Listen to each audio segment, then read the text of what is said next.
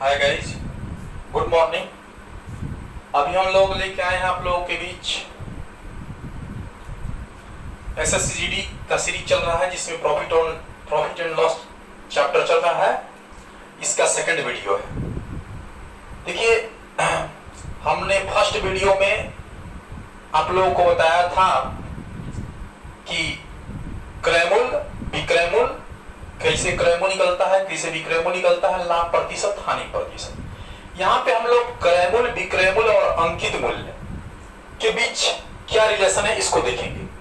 कैसे निकलेगा, अंकित मूल्य दिया रहे तो विक्रैमूल कैसे निकलेगा, विक्रैमूल दिया रहे क्रैमूल कैसे निकलेगा, लाभ हानि, मतलब कि तीनों को कंबाइन करके अब क्वेश्चन हम लोग देखेंगे। दूसरा वीडियो है एसएससीजीडी का फाउंडेशन बैच चल रहा है। देखिए, सबसे पहली बात, आप लोग थोड़ा सा मेरे चैनल को सब्सक्राइब कीजिए।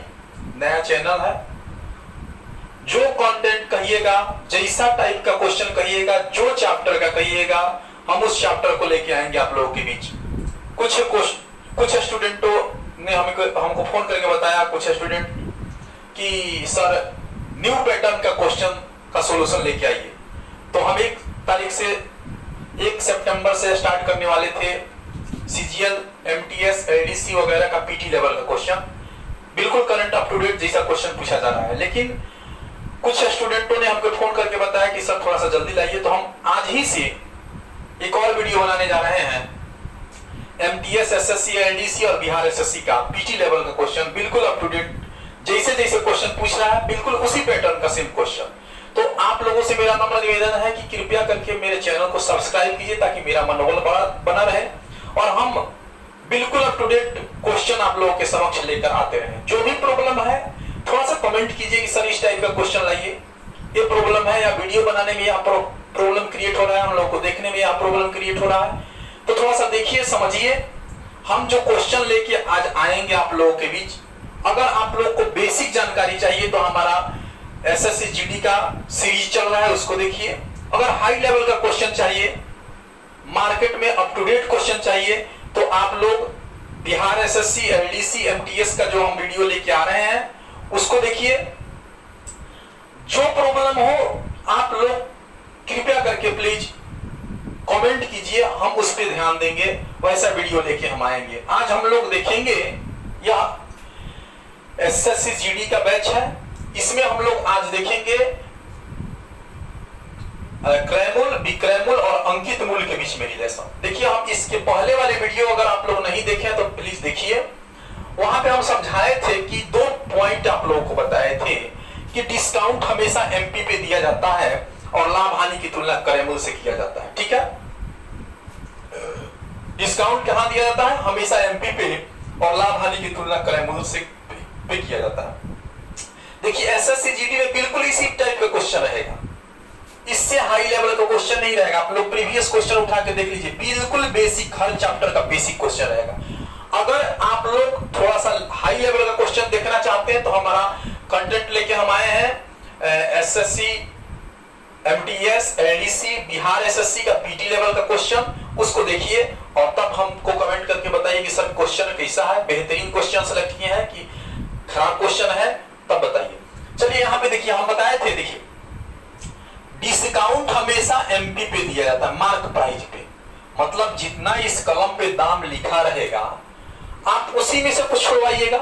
अगर इस कलम पे 20 रुपया दाम लिखा रहेगा तो आप क्या कहिएगा कि इसको 19 रुपया में दे दीजिए, 18 रुपया में दे दीजिए, मतलब आप डिस्काउंट मांगिएगा मार्क प्राइस पे।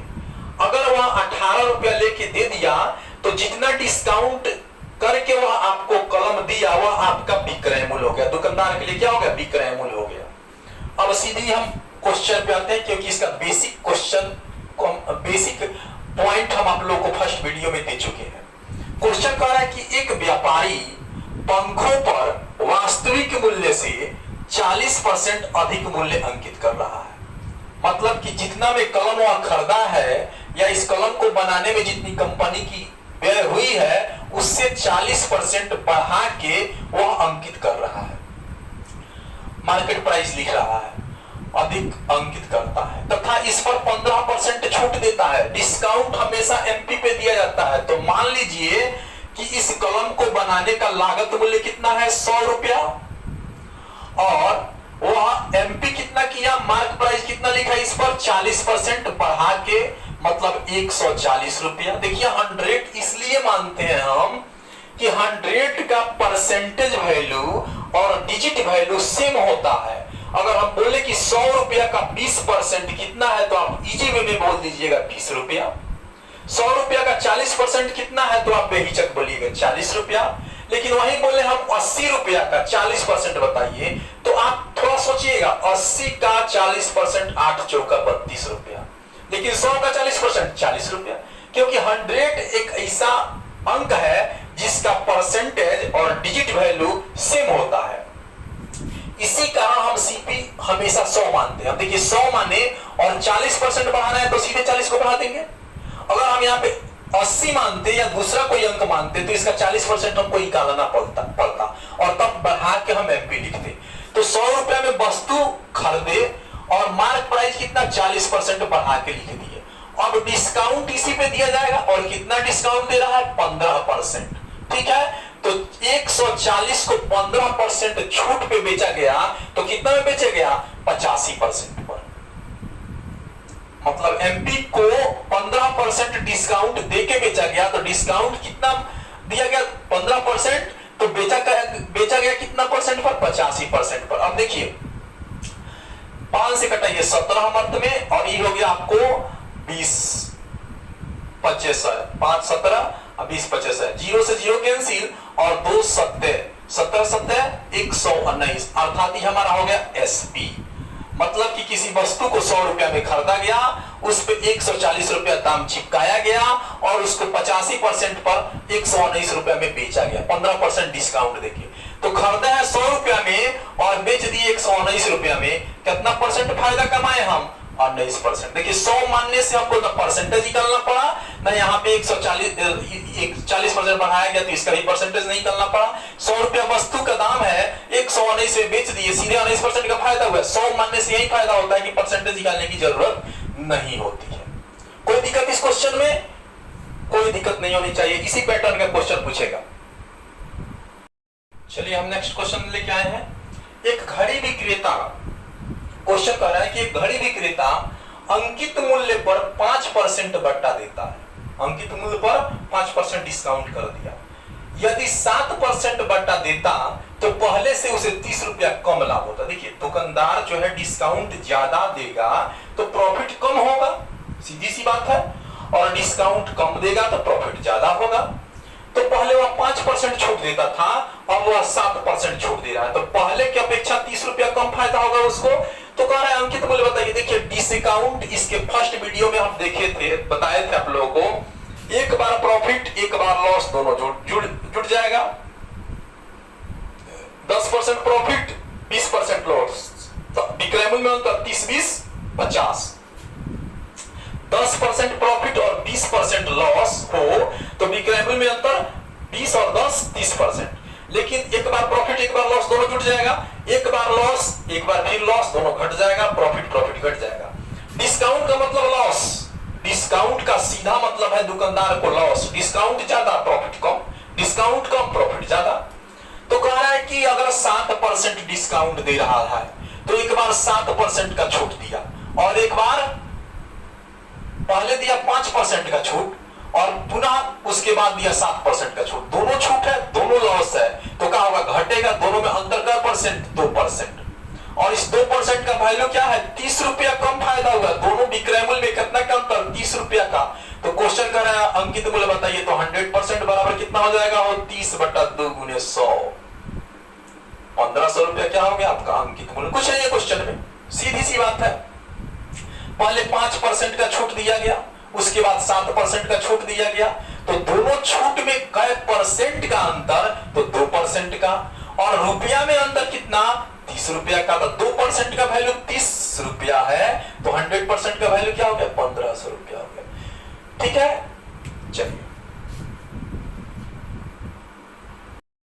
चलिए नेक्स्ट क्वेश्चन है। एक दुकानदार अपनी प्रत्येक वस्तु के अंकित मूल्य पर, ठीक है, 15% छूट देता है। अंकित छूट हमेशा अंकित मूल्य पे दिया जाता है, 15% छूट दिया। और इस पर 19% लाभ कमाने के लिए 15% छूट देने के बावजूद भी दुकानदार चाहता है कि हम 19% लाभ कमा ले, तो क्रय मूल्य से कितना ज्यादा अंकित मूल्य लिखना पड़ेगा। क्वेश्चन यह कह रहा है, देखिए किसी भी एंगल से दुकानदार को लॉस नहीं होता है। दुकानदार कितना हो डिस्काउंट दे दे, 50% छूट का ऑफर, सुनहरा ऑफर, देखिएगा शोरूम में निकलता है 50% छूट का सुनहरा ऑफर। इसका मतलब क्या दुकानदार को घाटा हो जाएगा? नहीं, दुकानदार को कभी घाटा नहीं होगा। वह कहता क्या है कि जितना में वह सामान खरीदता है उससे वह एमपी जो है काफी ज्यादा बढ़ा के चिपका देता है, ताकि वह 50% छूट देने के बावजूद भी मुनाफा कमा ले। वही क्वेश्चन करता है, यहाँ पे छूट 15% देता है, 15% छूट देने के बावजूद भी वह 19% लाभ कमा लेता है। तो क्वेश्चन कह रहा है कि क्रय मूल्य से कितना बढ़ा के अंकित मूल्य चिपकाए, मतलब वस्तु पर दाम चिपका दे। सीधी सी बात है, मान लीजिए एमपी कितना हो गया आपका x रुपया, ठीक है, और इस एमपी पे ही छूट दिया जाता है। कितना छूट दिया? 15%, मतलब एमपी को बेचा गया 85% पर, ठीक है, मतलब एमपी को बेचा गया 85% पर, और कमाना कितना है उसको? 19% लाभ। हम बोले हैं सीपी हमेशा कितना होता है? 100 रुपया, 100, और 100 का 19% 119 रुपया कमाना चाहता है। मतलब कितना का 85% बराबर 119, 17 25 85, 17 7 19 20 मर्द में x बराबर 7 गुना 14 140। क्रय मूल्य तो आपका 100 है, कह रहा है कि क्रय मूल्य से अंकित मूल्य कितना अधिक होगा? तो क्रय मूल्य आपका 100 है, अंकित मूल्य 140 है, कितना अधिक हुआ? 40%, ठीक है। कहीं कोई दिक्कत? अरे ये सब थोड़ा सा आप लोग धैर्य रख के हमारा वीडियो तो देखिए, उसके बाद कहिए कि सर पीछे समझा रहे हैं कितना बेहतरीन तरीका से। कोई दिक्कत नहीं है इसमें। एमपी हम एक्स मान लिए, सिंपल सी बात है, और एमपी पर डिस्काउंट दिया जाता है, तो सपनों में भी रहिए तो सोचते रहिए कि क्रय मूल्य पर लाभ हानि की तुलना करते हैं और एमपी पर डिस्काउंट देते हैं, और सब ये तो आसान भाषा है, हम लोग आसान तरीका से समझ लेंगे। अपने आप को एक दुकानदार समझिए। तो x रुपया जो एमपी है उसको बेचा गया 15% छूट के साथ, कितना परसेंट पर? 85% पर, और हमको कमाना कितना है? 19% लाभ। हम जानते हैं क्रय मूल्य 100 होता है, तो 119 रुपया कमाना था। कितना का 85% 119 हो जाएगा, वो तो 140 का। क्रय मूल्य तो ऑलरेडी 100 है, तो कितना ज्यादा दाम चिपका है इस पर? 40%, ठीक है, बहुत आसान। चलिए नेक्स्ट क्वेश्चन है, किसी घड़ी के अंकित मूल्य पर 10% छूट देने के बाद 10% डिस्काउंट आप दिए, तो घड़ी का विक्रय मूल्य क्या हो जा रहा है? 1080 रुपया।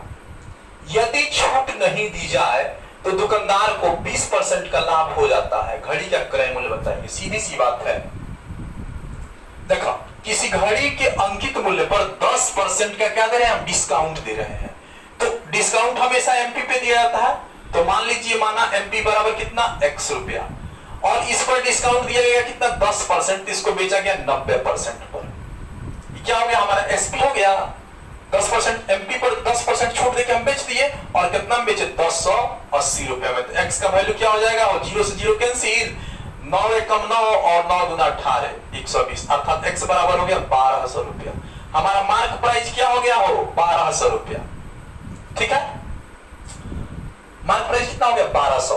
अगर छूट नहीं देता, मतलब 1200 में वह बेचता, तो उसे क्या होता? 20% का लाभ हो जाता, ठीक है। अगर हम 1200 में ही वस्तु को बेचे तो हमको 20% का फायदा हो जाता। तो सीपी निकालने के लिए अब देखिए आप 20%, हम फर्स्ट वीडियो बताए, प्रॉफिट होता तो 100 में जुटेगा, लॉस होगा तो 100 से घटेगा।